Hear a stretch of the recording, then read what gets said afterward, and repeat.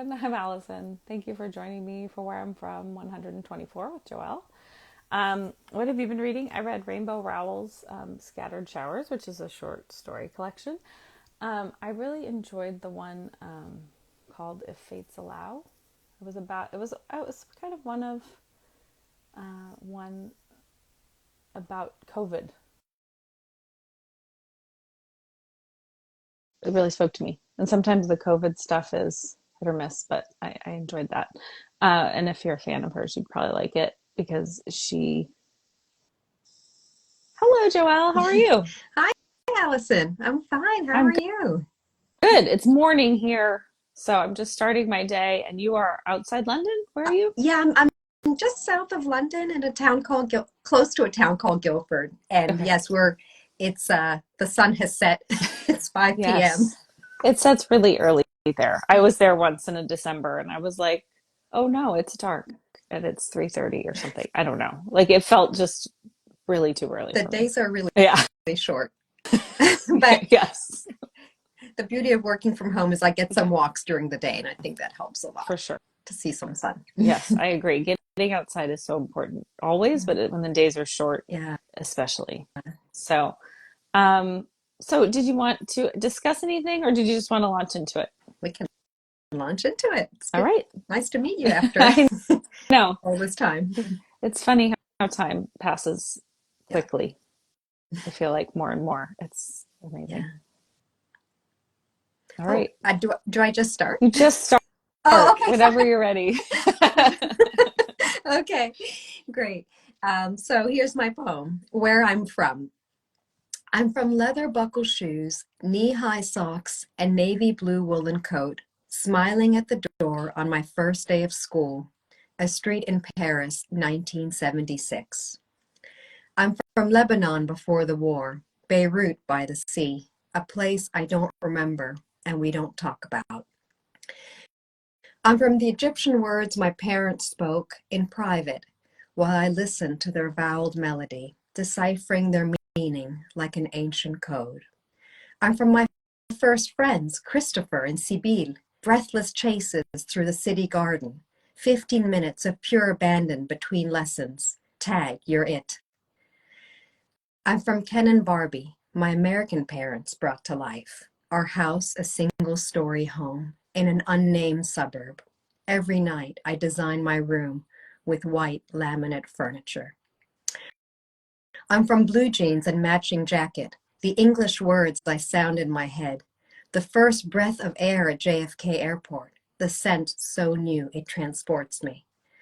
I'm from sugar corn pops and cans of 7 Up, bubblegum scented erasers and Hello Kitty binders, French milk buns stuffed with bars of chocolate, stapled notebooks and yellow pencils gladly left behind.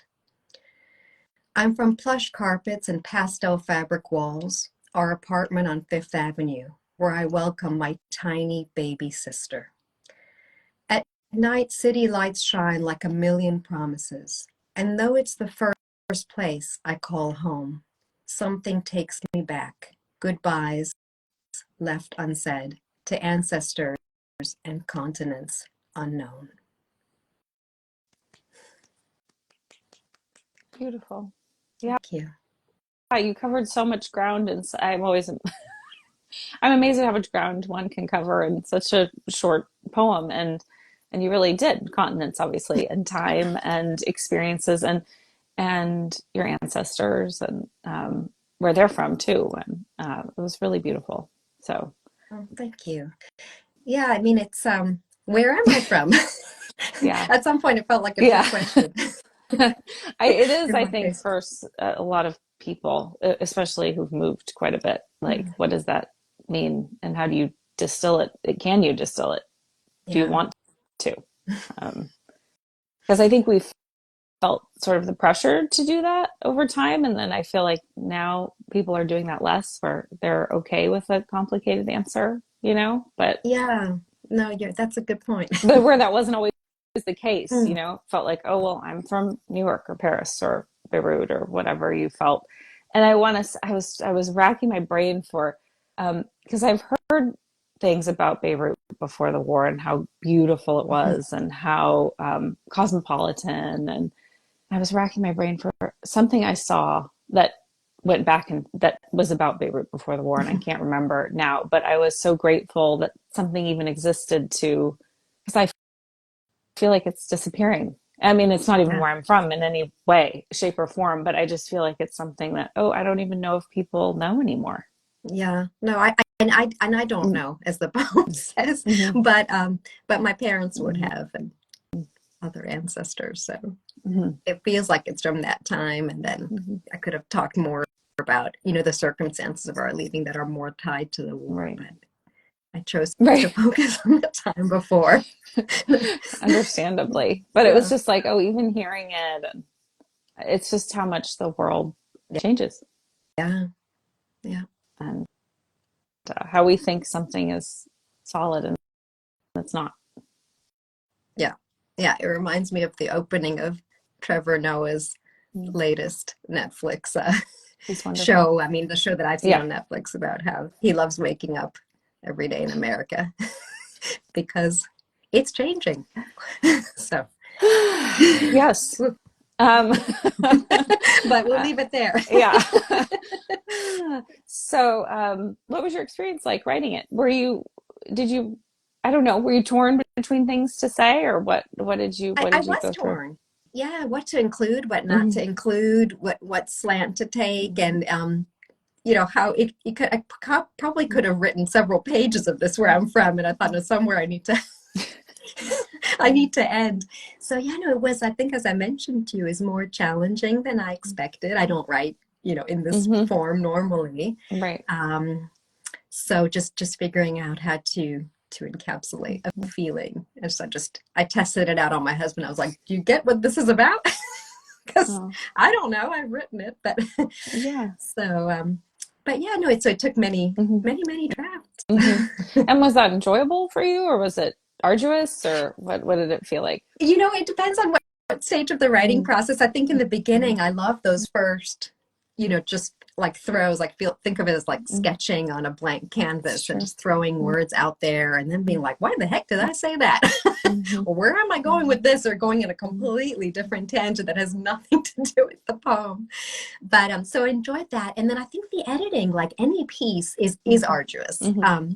But then the feeling that in the end you have something that you're okay to share is a good feeling. And as I mentioned to you, Alison, my second memoir will be drawing on the feeling of exile and Mm-hmm. family, culture, identity. So I thought this is a good Mm-hmm. way to get the brain focused about Yeah. And I that kind think of like thing. how sometimes people do like character studies for novels or not for fiction. I think this can be sort of like a character study for a Yeah. memoir. And I think you can focus it maybe, in a way where you want, because I'm trying to write one a year, just like as a thing that I'm doing um, around my birthday, which is coming up shortly. Oh, And I like, oh, I gotta sit down. Like yeah. it's coming. My birthday is in less than 2 weeks. So it, it's I really I I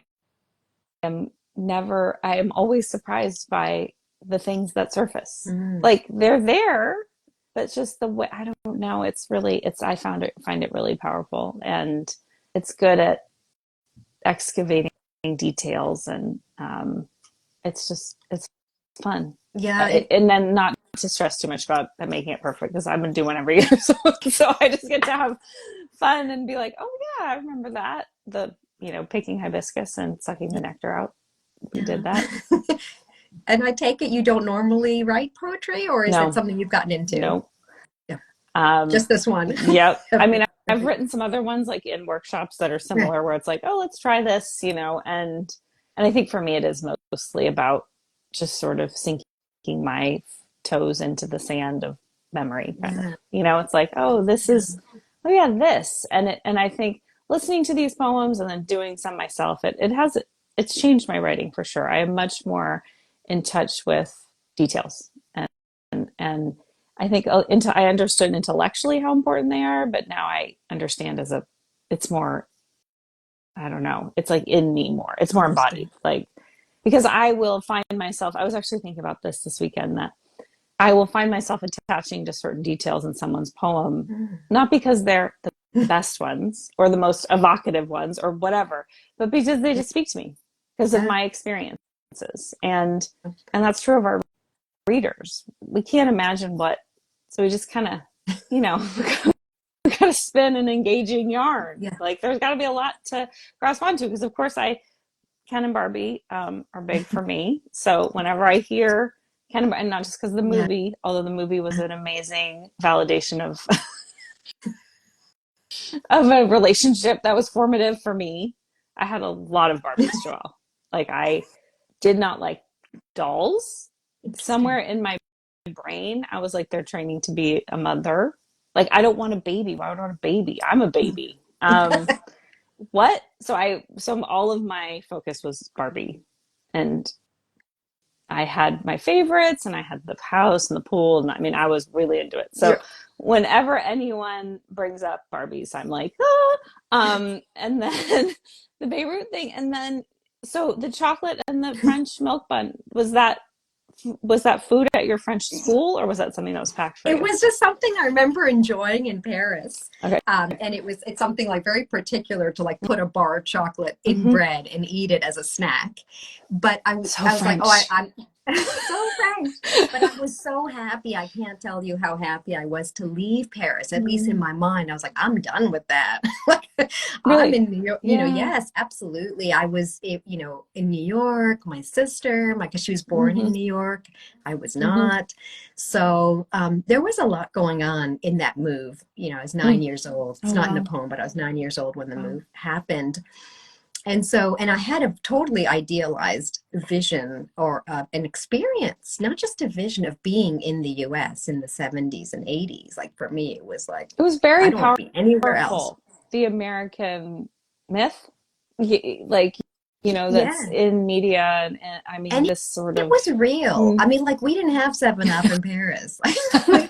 We didn't have It's sugar true. corn pops. Like Yeah, what the globalization heck? has changed that for It sure. really Yeah. has. It really, and the shows, I could have talked about Yeah. like the TV shows we Yeah. were watching. And Yeah. I didn't need to go to Disneyland. Like Mm-hmm. the whole thing was Disneyland for me Mm-hmm. back then. And it's funny you mentioned the Barbies. Like I had them. I didn't play with Ken and Barbie, but Mm-hmm. I imagined that they were my parents. So they came to life. And it's only looking back that I realized that my American parents looked like Ken and Barbie, That's because funny. that's where I saw myself. Mm-hmm. And then to think that I ended up leaving. So that's a whole other, Right. in my or at the age of 24, and haven't moved back to live there. Mm-hmm. But still, there was a version of the poem where it was a bit more about missing Mm-hmm. America and Mm-hmm. thirsting for it still, and never being really over it, like never feeling like this sort of tension between I've left, but why have I left, and all that kind of thing. But I oh my think that God. is really a lot of people. I don't know. Do you identify as an immigrant? How do you identify yourself? That's a whole other problem. Yeah, because it's, But I you mean, mean as an immigrant to the or US to the or to the UK or UK, to, to France? yeah. I have Yeah. I have three nationalities, so I'm Uh-huh. American, French, and English, and like now British. It's weird. I used to. I don't really Hmm. anymore. It's become blurred. I Hmm. think it's where you started our conversation. I had to stop there and think about it. Do I Hmm. think about myself as an immigrant? Hmm. In a way, I know this sounds kind of cheesy, but I do feel at home in many different places. I don't think it sounds cheesy. I think it sounds like my goal when I was 9. Like I wanted to be a citizen of the Oh, world and hold many passports, and that has not been. I've like done the opposite. I'm like, I'm here, and then I realized as I grew older, oh, I actually like being here, just yeah, one yeah. place and putting down roots. And but that was not my dream or my like Yeah, fantasy life. that's I so was like, interesting. I want to like Yeah. be a globetrotter and like do all of that. And I've traveled, but it's my life has taken a much more, yeah, one place. I've lived in Los Angeles for over 20 years, and Yeah. um, Yeah. There's a lot to be said for that. I mean, my moves have not been chosen, if that makes sense. They've Mm-hmm. been life induced, Yeah. induced by life Circumstance. events. Mm-hmm. Yeah, circumstance. And my husband now, is from South Africa, Oh, funny. No, and I didn't. I yeah, mean, I didn't I know. know. It's Well, like he must. that's not in the poem, but yeah, he's from South Africa, and for many generations, he doesn't know how far back Mm-hmm. his family has been in South Mm-hmm. Africa. He assumes, quite a few, Mm-hmm. three, four, five, Mm-hmm. and sometimes I envy is not the right word, but I understand what that feels like through him and his family, because we met here Mm-hmm. in Europe. We live in the UK together. And so when we go back, I'm like, oh, you're really from here. Mm-hmm. Like, it's something I hadn't digested Mm-hmm. fully until the first time we went. And his family, lives there. And as I said, there's something to be said for being close to roots and having roots in the first place. So I think I truly do not have roots or memories. And that's, for me, that listening to my parents speak Egyptian has always been a very special thing. And Yeah. obviously telling them much later, I knew everything you guys were saying. So you knew That Egyptian. I just picking it up from them. Okay. Because they were divorced later, but at the time, they were together and speaking it, and they said, yeah, we didn't want you to understand. And it's like children pick up Mm-hmm. language Mm-hmm. very differently than adults. So I feel like that's my culture, but then I'm the Mm-hmm. only one in my family. Well, they were both born in Cairo. I was not. So we Mm-hmm. have, that's why citizen of the Right. world is kind Right. of how I feel Yeah, now. I get that. And how many languages do you I speak? speak three. I speak Mhm. French, Spanish, and English. So I think that really is makes a difference too. Yeah. Like where you can be somewhere and understands what's being said and participate in it. And because I think it's difficult. I mean, really just reading immigrant literature and Mm. speaking with people. But like when you are in a new culture and you don't speak the language, it's hard to be, I think, viewed as being part of it in the same way. Yeah. And sometimes to feel like you're part, even though you are. I mean, you don't need to speak English to be an American. But I think there is this like Mm. sometimes Yeah. people treat you like you must in Hmm. order, Yeah. and that's obviously a big tension in this country. Mm. But like that there have to be certain boxes checked Yeah. to be a part of something. Um, and it's not true. Mm. But I Yeah. mean, it's just not true. Oh, wow. Well, Spanish, English, and Finnish. I don't know if you Oh, see that in the comics. oh, so- French. So did Yeah. I say Finnish? No. No, she's I don't. saying my first book is written in Oh, Spanish, English, and oh, Finnish. sorry. No, that's okay. Oh, Yeah. interesting. Yeah. Wow. Yeah. That's very And I interesting. love books like that are like Jhumpa Lahiri, like how she writes, um, she has a whole book about translation, but also how she writes about writing not in her first language Mm. and how that's such No, I didn't know a she'd written different that. experience. I must Yeah. look at. Yeah. She wrote a Is book. that?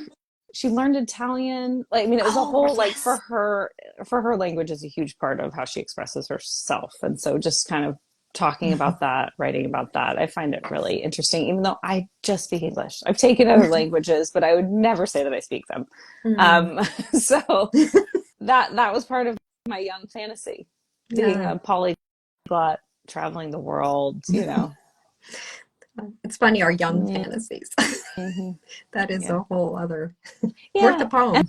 I think, yeah, and also what it Mm, symbolizes, right? mm. To us, I think, for Yeah, me, yeah, definitely. it was being, I think, to me, it was like, oh, being adventurous, being a citizen of the world, like you. Is there still there is still an There opportunity to is. to And do I'm it. like, no, that seems exhausting. My grown I self was know. like, wow. I'll just stay here. Take a hike. So any other thoughts or I just went on a tangent about language. No. Because your poem really made me think about it. Like hearing your parents whisper in Egyptian, I thought, I don't know, it was very evocative.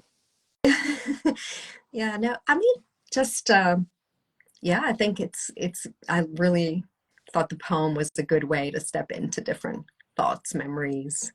And I'm not sure I'll be as brave as you and try it every year.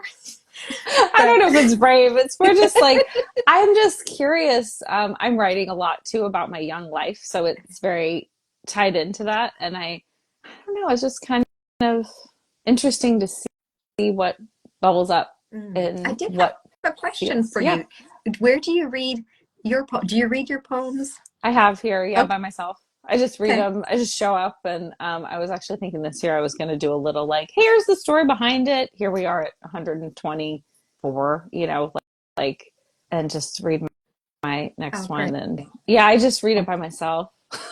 I'll be sure to listen. I just get on here and say, hi, I'm here. I think it's also like, I don't know, to me, it feels sort of significant. Like people are sharing vulnerably with me, and it Mm, feels like, oh, well, I'm doing it too. yeah, You know, good. I'm not just like, hey, come on, do your thing, and I'll just sit here. I'm doing it too, and Yeah, it kind of reminds me of the initial experience. Um, yeah. So how many I, have you done so far? I this is my third one, Okay. and then I did one just kind of about COVID, about Okay. like what it felt, about how it changed my Mm, view. But that was just kind of for me. But so this is my fourth one, I guess, but this is the third one I'll share here. So I'm just kind of trying to do one. And I'm curious if I'll ever move forward. I seem to really, I don't know if you covered a lot of like a lot of space, a lot of mm. time. Because did you feel like your poem went from birth to 9, 10? Yes. Yes. I wanted to bring up the fact of leaving. Like I Mm-hmm. wanted to kind of build up Yeah. that this was the promised land, but then that I abandoned it in a way. So Yeah. that's why I kind of moved forward. Mm-hmm. But yeah, but you're right. Yes, it was the early years and then kind of culminating in about 9, 10. I think those moves are really significant, right? Mm, I never go much past, I haven't seemed to go much past 12, 10, okay. Okay. like, and Yeah. I left California when I was 14. And for me, that's very much went to Interesting. Colorado, Yeah. different life. And it's still in the States, but No. it was, and it's like you're saying they didn't have 7 Up and, you know, Sugar what corn was it? pops. Oh God. My favorite. Oh, that's so funny because those were the little ones, boxes. They had the little Yes. boxes that I And there would, was all these other ones you had to yes. get through that I was like, I And I can't was the stand the wheat, the one with the opposite. wheat and I wish I'd known and you. the raisins. I would have given you my sugar corn pops because I was always like, what the fuck is this? I don't want this. And they would just sit there. Just, Uh, I know I would never have the the Cocoa Krispies, oh yeah, the Rice Krispies. they're Oh pretty no, good. I'm like I don't want chocolate. Well, I was obviously not a big chocolate fan. I know you were traumatized by chocolate in a bun. It's like a lot of chocolate, right? So I'm like, no, no, not in my Rice Krispies, and not if these. What is this? Raisins and whole wheat? What are you Right. thinking? Which You know was that one? definitely, oh yeah, Raisin Bran. Raisin Bran, Oh yes. yeah. So it's like what?